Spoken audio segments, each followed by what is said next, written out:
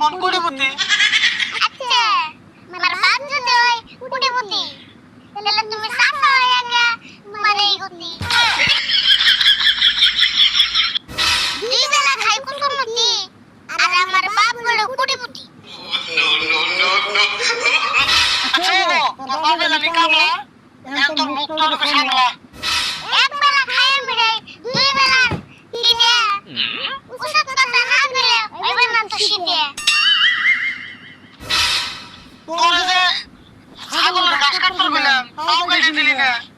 সারাটা দিন কোন দিয়ে ঘুরলি, স্কুলেও তো গেলি না।